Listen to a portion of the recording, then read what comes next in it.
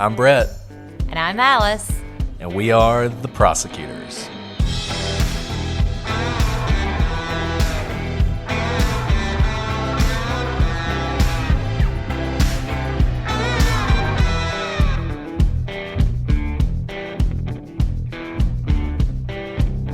Today on The Prosecutors, a horrific murder becomes an unparalleled legend. We investigate the real Amityville Horror.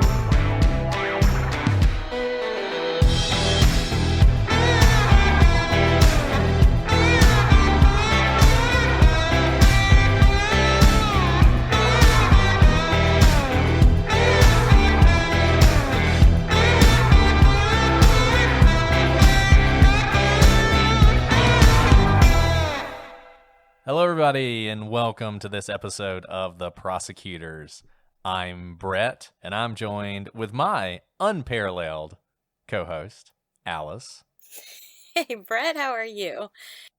Doing well. You see how I tied that into the first part there? I saw what you did. That was great, except that you used unparalleled for like a tragic, multi-murder to describe me. So thanks for that. I think that's the ultimate true crime compliment. That's true, isn't it? It is. Yeah, like you're the Ted Bundy of co-hosts. Oh my gosh, this is getting off to a dark start. Yeah, sorry about that. Thanks. And sorry, guys, if this is echoey. I don't know if it is yet because I can't really hear on my headphones whether it is, but I am currently in a hotel room while the final repairs on my house. You guys may recall a tree fell on my house a few months ago, and we are in the final stages of repairs, but this stage required me to move out. So my wife and I and the baby are in a sort of long-term stay hotel, but I brought the podcast stuff with me so we could continue to record. You guys, Brett is so committed. You have no idea. I don't even think he brought clothes or his toothbrush. He only brought his podcast equipment. I actually did forget my toothbrush. I have to go back and get it. I'm so sorry to hear that. But thanks for brushing your teeth, I guess. I have to say, for those who may have forgotten or are joining us later, when the tree came crashing through Brett's roof during a horrendous storm, the podcast equipment was fatefully saved, and now it's moved into a hotel room. Yeah, that's the traveling podcast equipment. And it was saved, as if by the grace of God, saved. And my second concern after my family, very quickly on the heels of that, though, was the podcast equipment. Well, I'm really happy your house is finally getting put back together. It's been a long time coming. It has been. This has been a long ordeal. The tree fell on the house on Easter, so I should just let you know. When you're trying to do sort of major construction during the time of COVID, it's not easy. So just a great year, 2020.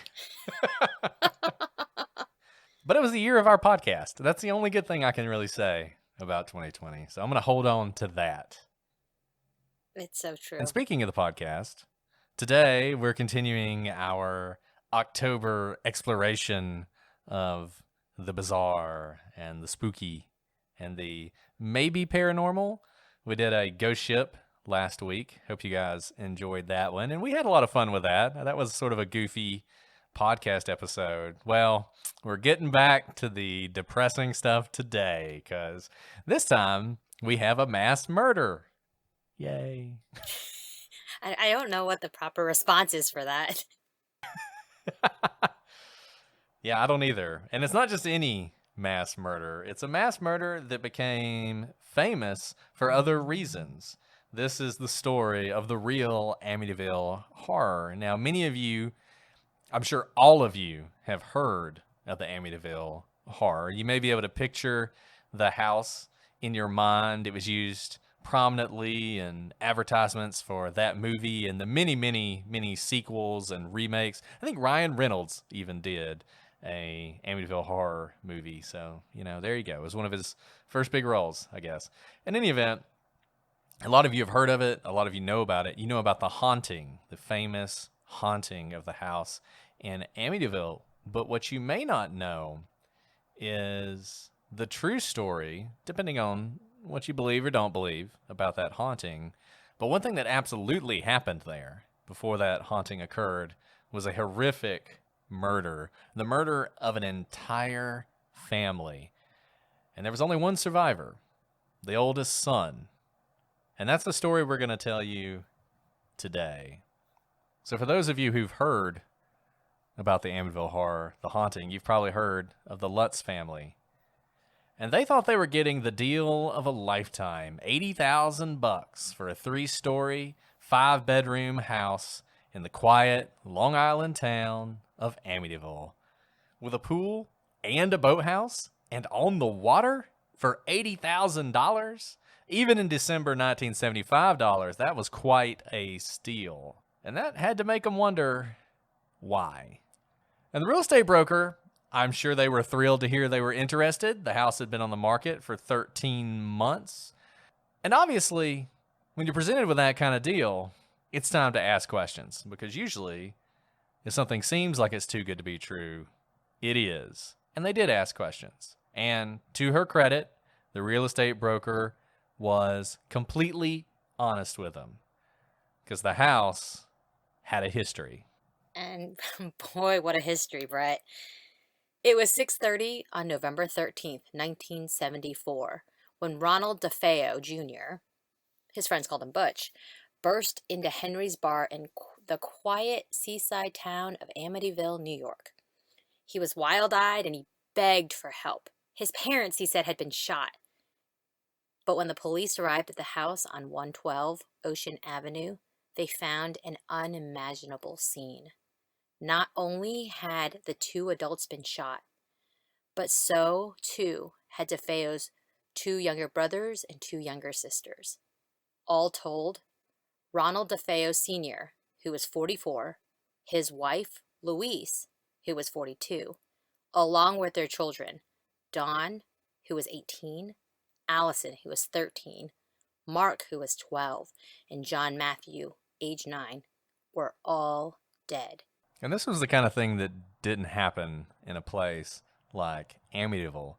Amityville was the kind of place that you went to get away from these kind of horrors, to escape the kind of things you might see in the city. It truly was a quiet seaside town, and they'd never seen anything like this. But it was only going to get weirder.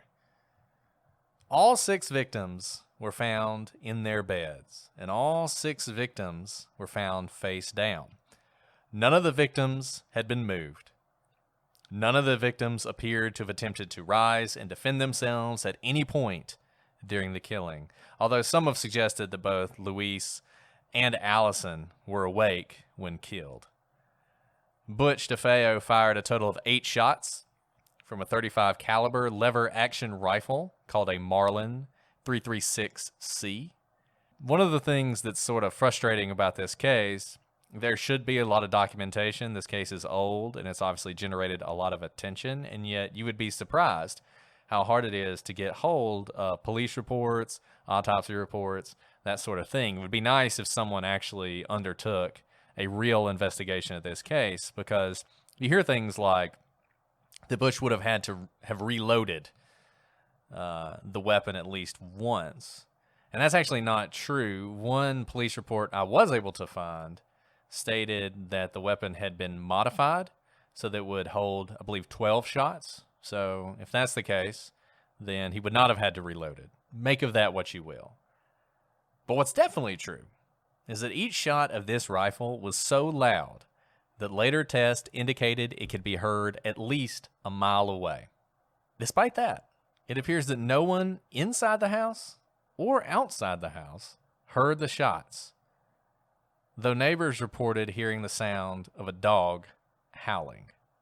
Suspicion immediately fell on the only surviving member of the family, Butch. So, to set the scene further, Brett, you said that the rifle shots could be heard a mile around. How close was the nearest neighbor? Were they in the middle of a field, kind of in a rural area, or did they have neighbors close by? No, they had neighbors very close by. In fact, the next door neighbor's house ended up being the sort of de facto war room for the police after they discovered this. This is a neighborhood, pretty close community. It's on the water, very desirable area. So this is not somebody in the middle of a rural area or on a farm or far away from their nearest neighbors. It's frankly I, inexplicable that no one heard these shots because, as I said, people did report hearing the dog. Yeah, and especially six shots, right? I don't know if you've ever been woken up by, say, fireworks. I've been woken up, and if it's already gone, I wonder, what woke me up, and maybe I'll fall back asleep. But six shots, especially if they're all in their individual beds, it's not like they're all in one room, and you could do six quick shots, right? They had to at least have And it's been. actually eight Oh, eight. because he used 2 shots on the parents each. There you go. I mean, it would have taken time to walk from bed to bed to bed. And so for no one to have heard gunshots is eerie, to say the least. And it's one of those things people point to, and it's something we're going to talk about several times as we go through this case. The sort of very unusual circumstance that would allow not only people outside the house, but remember, it appears that no one inside the house heard the shots, got up, investigated, anything like that. They're all in their bed. They're all lying face down. They're all shot essentially in the back and the head. Now, when you say face down, do they think that they were sleeping face down or that they fell over, slumped over? So they think they were sleeping. None of them were moved. So based on the bullet entry, the blood, the bleeding, it all matches up, if you understand what I'm saying. It appears that they literally were laying in bed and were shot. The only 2 who might have been awake, according to the police, were the mother and the younger sister. It's never explained exactly what made them think they might have been awake. It could be something like you're suggesting where they're sort of like stirring or beginning to rise and then they're shot. But no, nothing more than that. No more movement than that. Okay, so you said that suspicion fell on the only surviving member, Butch.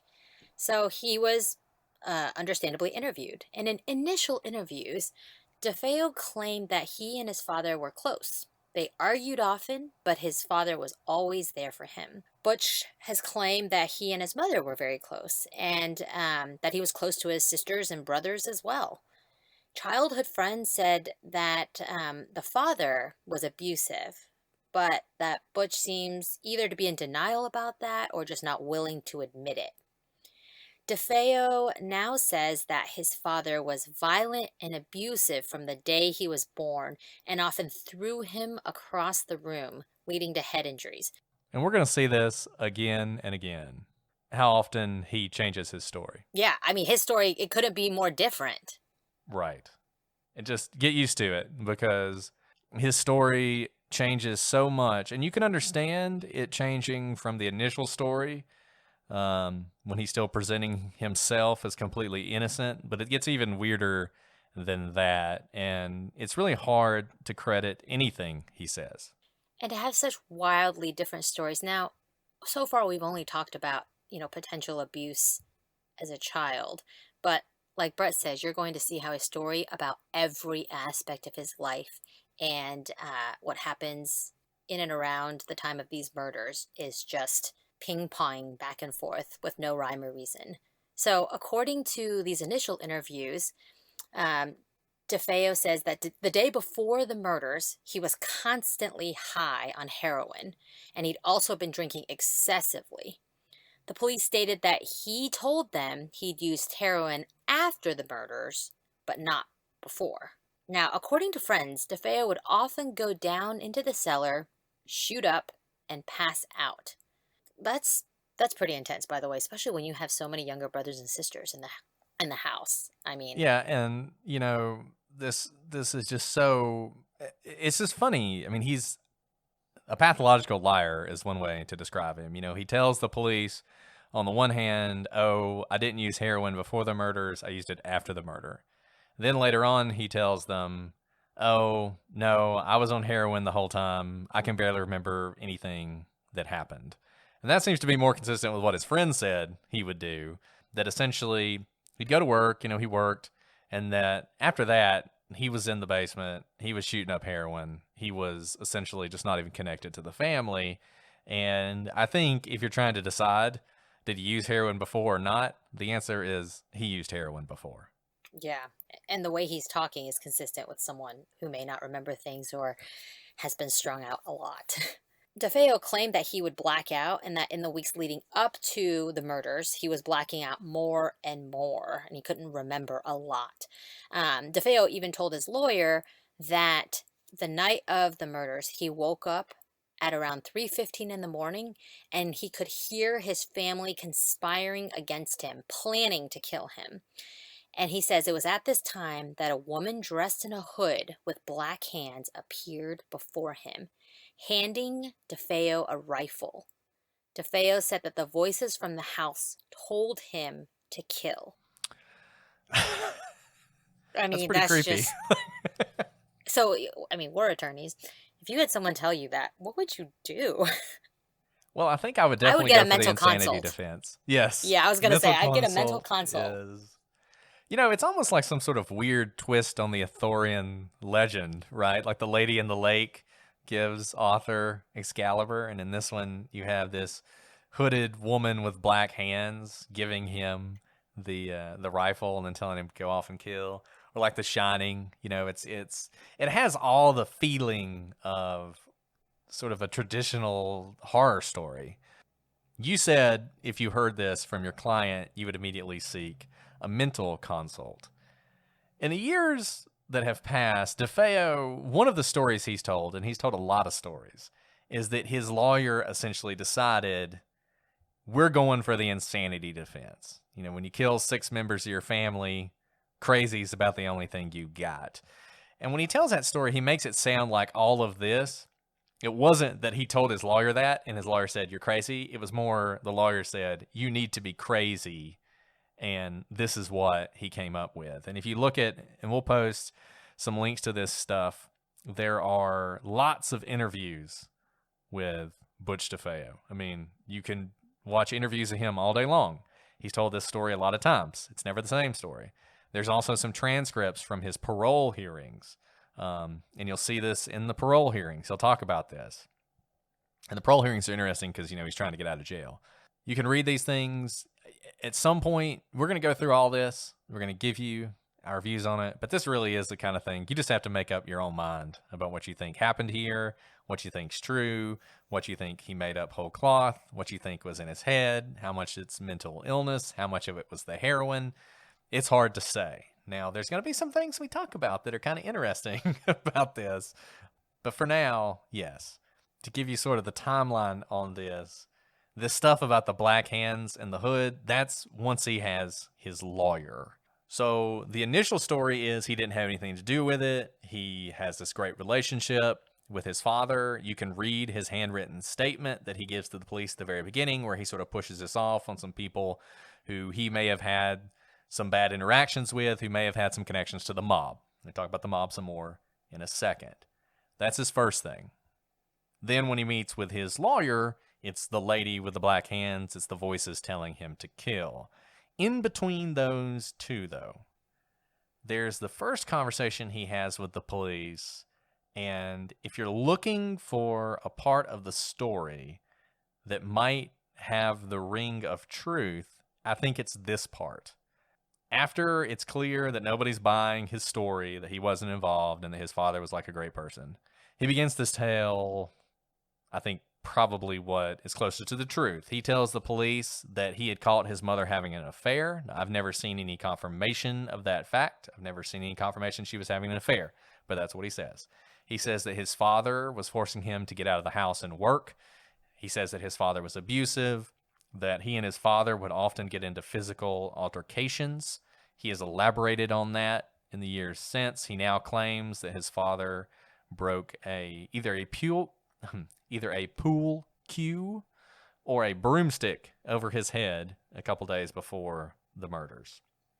Now, what he has never done, and he didn't do it in the beginning, and he hasn't done it really in any of his subsequent stories about what happened, he's never given a reason why he had a problem with his brothers and his sisters, specifically his two younger brothers and his youngest sister. We're going to talk a lot about Don.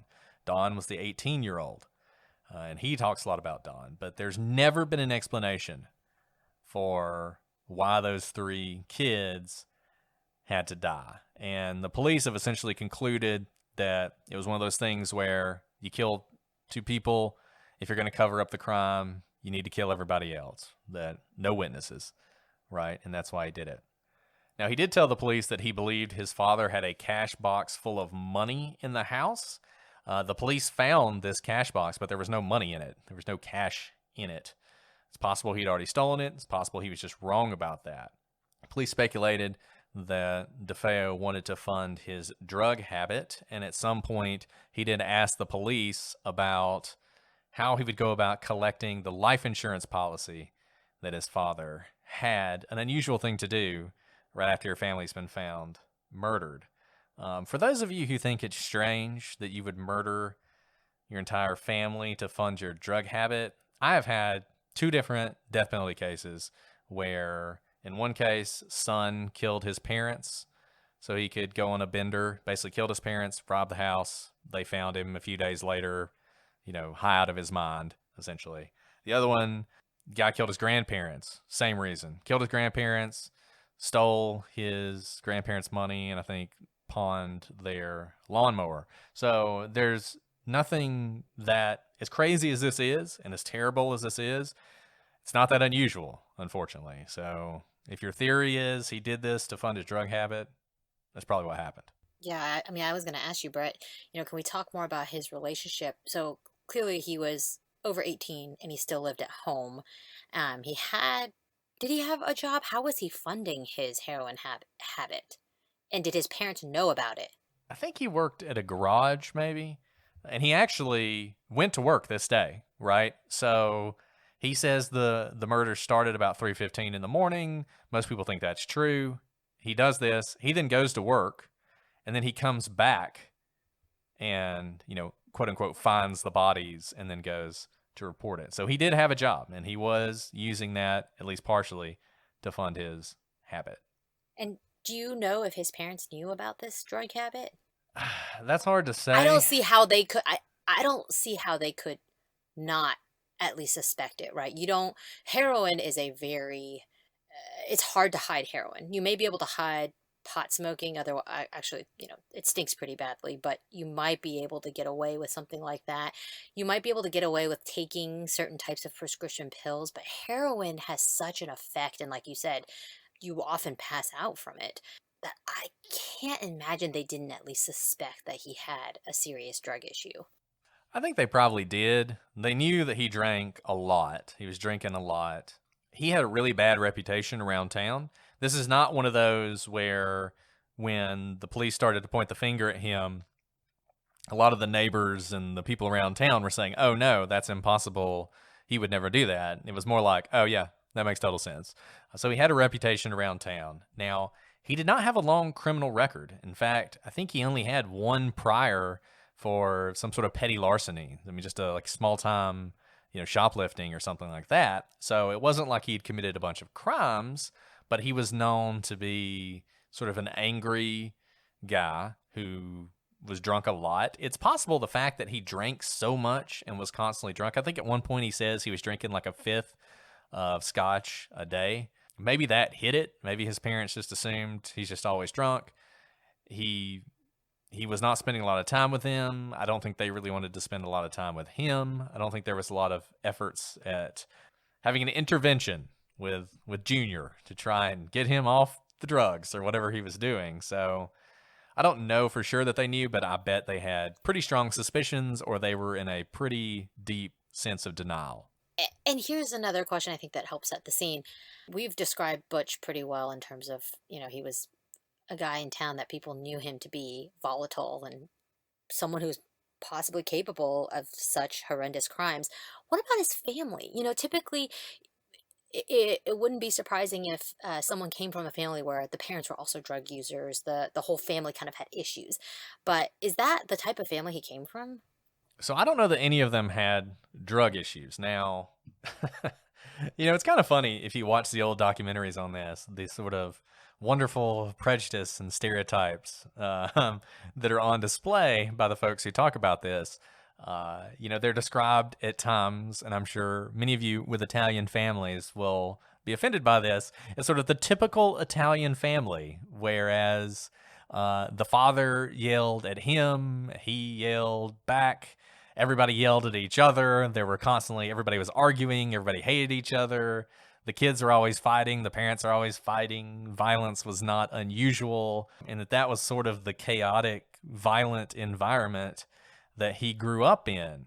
This was not, I don't think this was a stable, loving family environment. It wasn't that. This is not one where it's inexplicable or he was an outlier. I think it was dysfunctional. And, they always say that kids who grow up in violence often will act violently at some point, and that appears to be what happened here.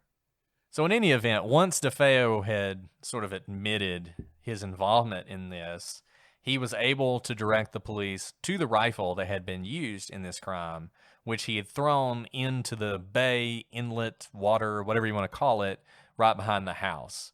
And the police were able to recover this weapon. He was also able to direct them to some bloody clothes, which he dumped in a storm drain in Brooklyn. I think he worked in Brooklyn. I could be wrong about that. But in any event, he was able to show them where those clothes were. So, to the extent there's any question that he had some involvement in this, and there have been a lot of conspiracy theories about what happened that night, it's certainly the case that he had knowledge about where some stuff that had obviously been involved in this case was located. Just real quick to follow up on what Alice was saying, I'll give you a quick timeline here, pretty short, because everything happened pretty fast. So November 13th, 1974, 3:15 a.m., DeFeo kills his family. He then goes to work, as we said. Then the next day, the same day, I guess, he reports his family murdered at 6 p.m. by running into a bar and saying that his parents had been shot. He had some friends at that bar. They came back with him. They called the police, and he put on the full show. They say he was in the front yard sobbing. The police initially put him into protective custody. There were a lot of concerns at the time that this involved the mob. We're going to talk about that later. That this somehow was some sort of mob-related attack, and that maybe the only reason Butch was alive, and I guess this would be true, is that he wasn't there at the time. That if he had been there, he would be dead too. And then fast forward, like we said, 13 months. The Lutzes buy the house in December 1975, and less than 30 days later, they flee the residence, claiming a horrific haunting. And the haunting is a whole nother story. Right. And it really, you can't talk about this. You can't really separate the two, right? And if it hadn't been for the Amityville Horror, maybe you could, but once all that happened, this became the cause celeb for every psychic and ghost hunter and parapsychologist in America at the time, and we're going to talk about some of that too. Yeah, since you mentioned parapsychologists, let's talk about Hans Holzer.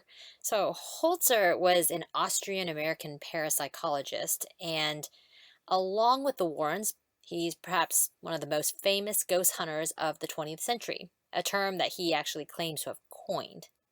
Do you have thoughts on that? Did he actually coin ghost hunting? That's a good question.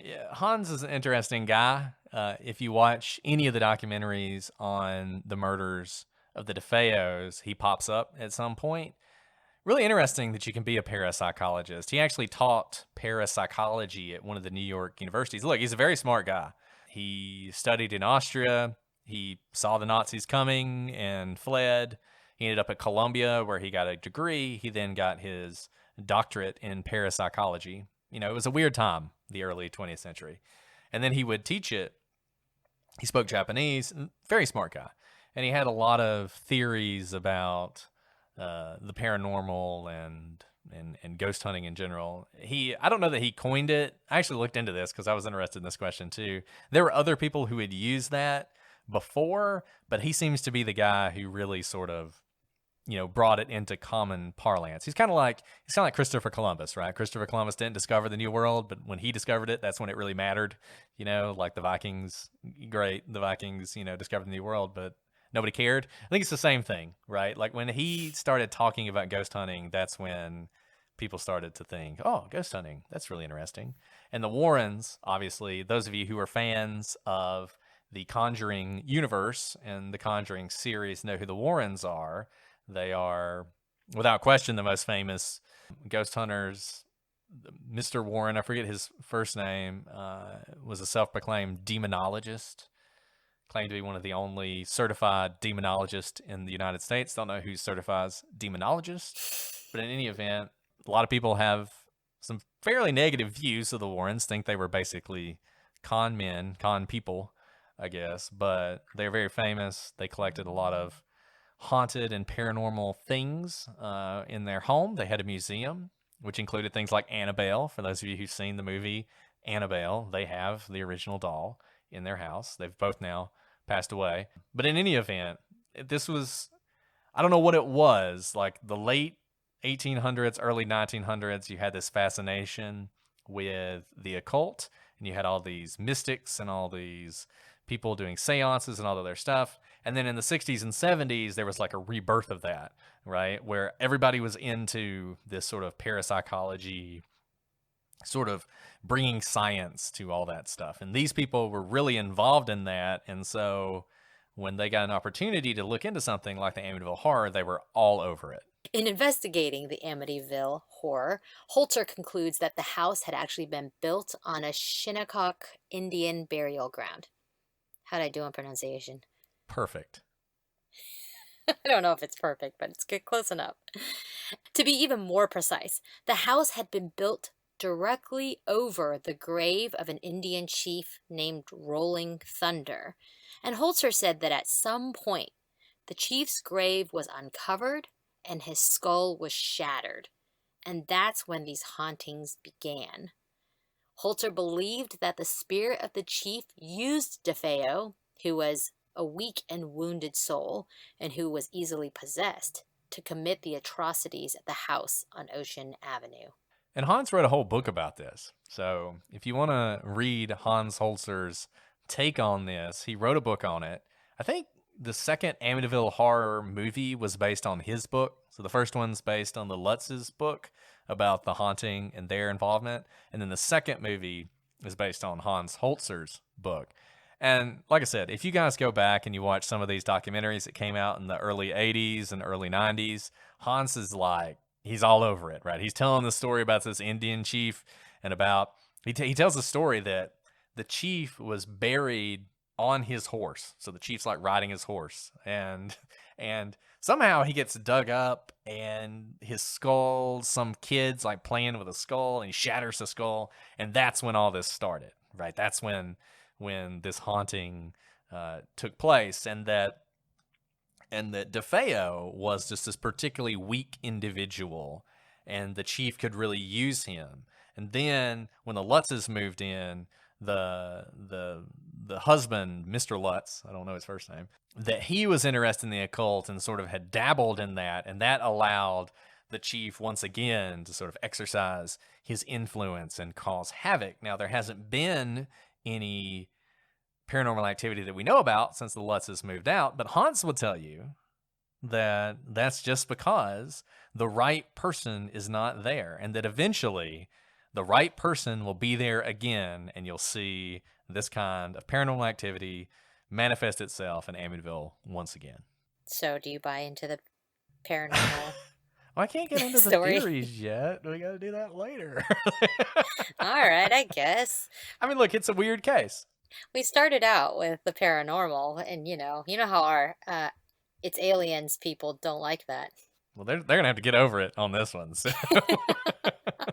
And look, I definitely will say, I mean, I get the creeps thinking about this case, and so the paranormal theories resonate because it is such a creepy story.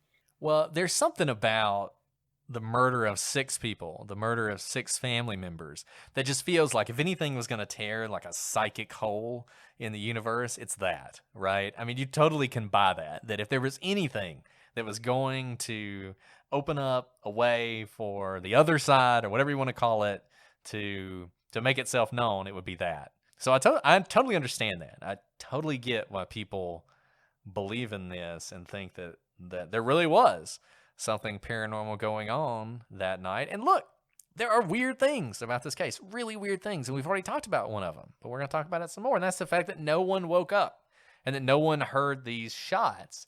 And it has to be one of the weirdest aspects of this story and one of the most inexplicable things. The fact that DeFeo killed his family for drug money is very understandable. As awful as it is, it's something that happens every day in this country, and that's a horrible thing to say, but it's true. And frankly, you know, the worse the violence, the more likely drugs are involved, right?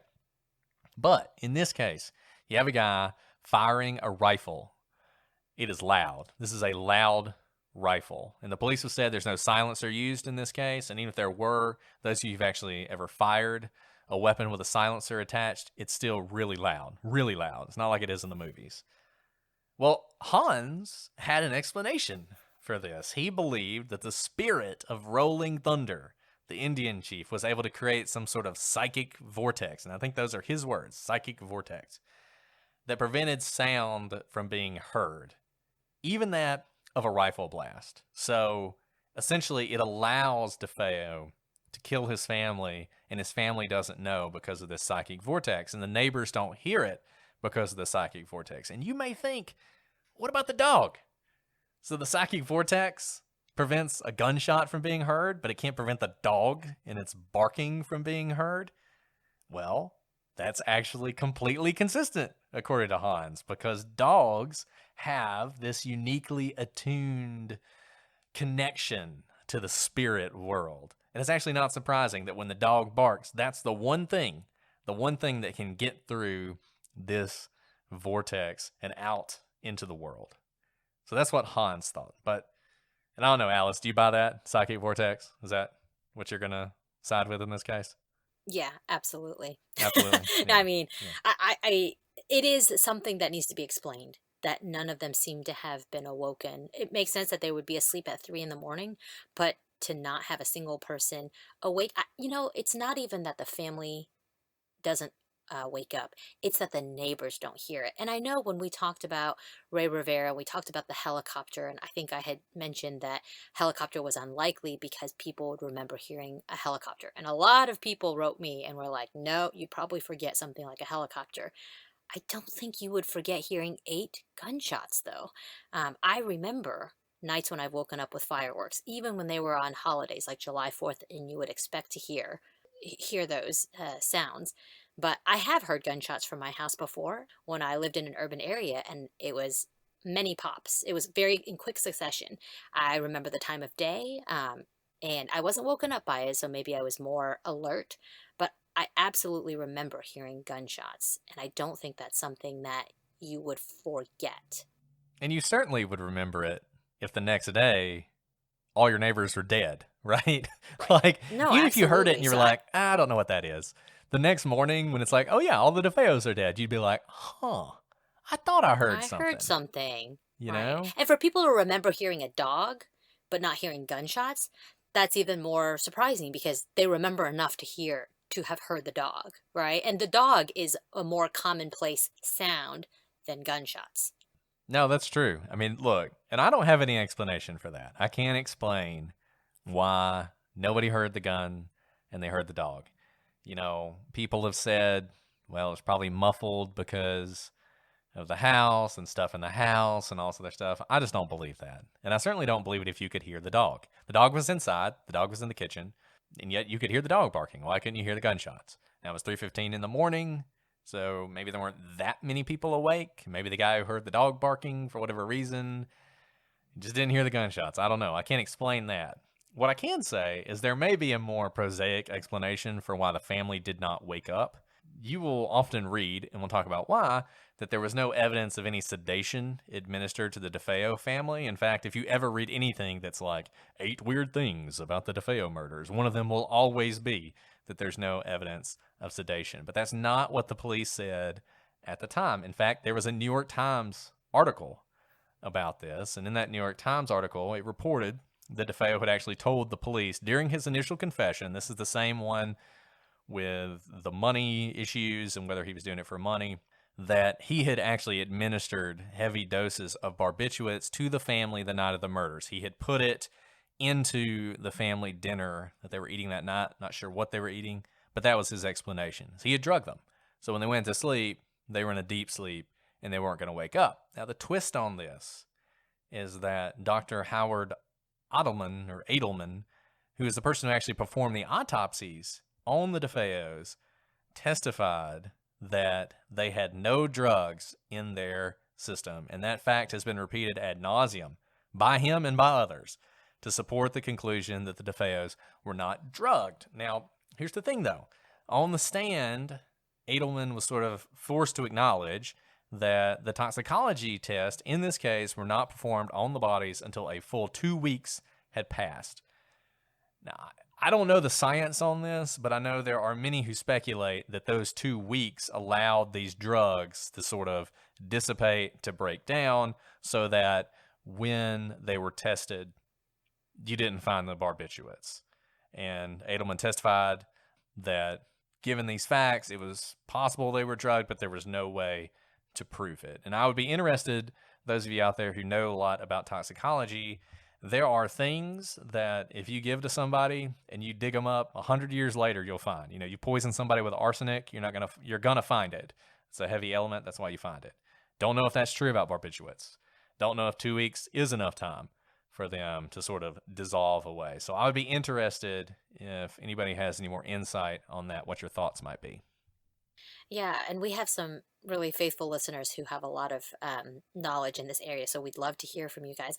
My only thought about the body breaking down the barbiturates and dissipating after 2 weeks is typically that happens when your bodies are functioning, right? When there's blood flow, when there's oxygen, that the body can break it down. So this almost seems like if it were to dissipate it, it just like evaporates into the air. I mean, again, I'm no scientist, so I don't know the answer to this, but I would think it would be difficult to have absolutely no trace of a drug, even 2 weeks later. I mean, I would think so as well. And look, Butch has said so many things and he's made so many different statements that it's hard to know whether you can even credit his statement that he had drugged them or not. And the drugging thing is basically the only answer that would help explain in a non-paranormal way why they didn't wake up, at least to me. And so the fact that there isn't any scientific evidence of it is very confusing for me. There's another potential angle here. Now, even though we've told you that, Butch has confessed to this crime in a number of ways, but his story changes sometimes, there could be another story. If the DeFeos were not drugged, could there have actually been a second gunman, and that's how they were killed so quickly before they could wake up? So Dr. Edelman testified at trial that he could not imagine how one person could have committed the crimes. He expressed total mystification to police officers at the time of their investigation over the question. And when asked at trial if he was still mystified, he responded, "Yes. Forensics showed that all the family members had been killed in their beds. None of them had moved. It's also possible that they were simply so terrified that they froze." I mean, maybe, but... I mean, I really can't explain it. And Edelman's interesting because, and this goes to what we were talking about a little bit in the Peterson case, right? Like, Edelman is the state forensics guy, but he's not necessarily saying things that the state wants him to say. He's saying what he thinks happened, and he's got some views that really kind of throw a wrench in the case.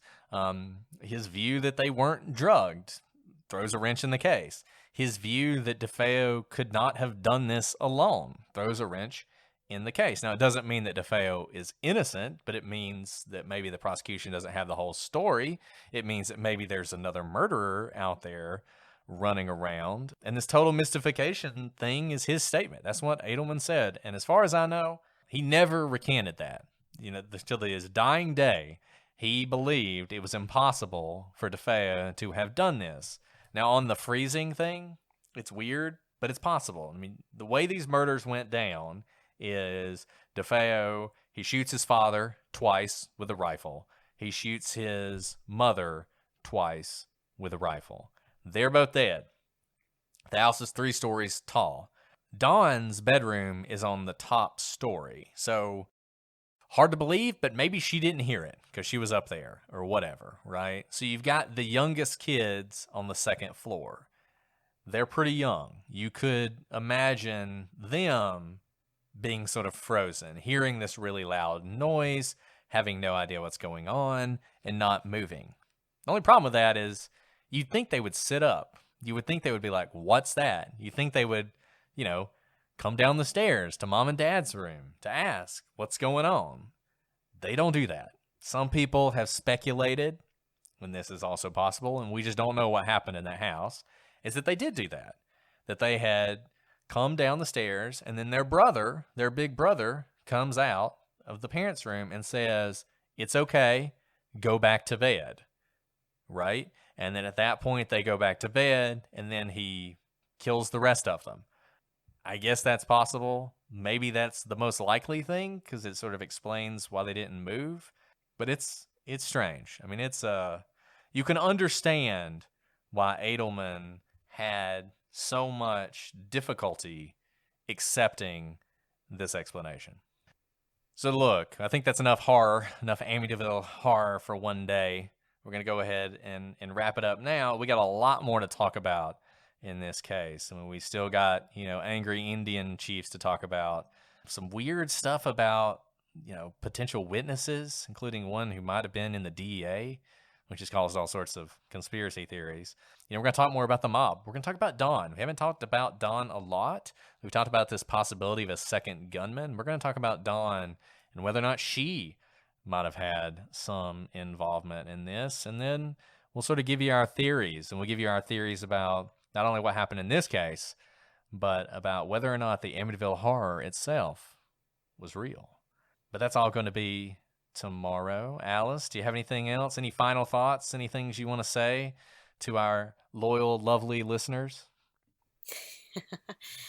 No, but I hope you're enjoying this, because this one still gives me chills, and there's more to talk about tomorrow. This is a creepy one. This is super creepy. This is a perfect one for the October season, the Halloween time of year. But look, thank you guys for all your reviews that you've been leaving, all those 5-star reviews. They make us very happy. They warm our hearts in this cold, dark season. If you have any thoughts, any questions, any comments, if you want to explain to us what happens to barbiturates in a dead body over 2 weeks, shoot us an email, prosecutorspod@gmail.com, @prosecutorspod for Facebook, Instagram, and Twitter. Prosecutorspodcast.com is our website. You can also find us on Reddit. You can find us on YouTube. You find us all over the place. So let us know what you think, and get ready, because the Amityville Horror isn't over. Not yet. And we will continue it tomorrow. But until then, I'm Brett. And I'm Alice. And we are the Prosecutors.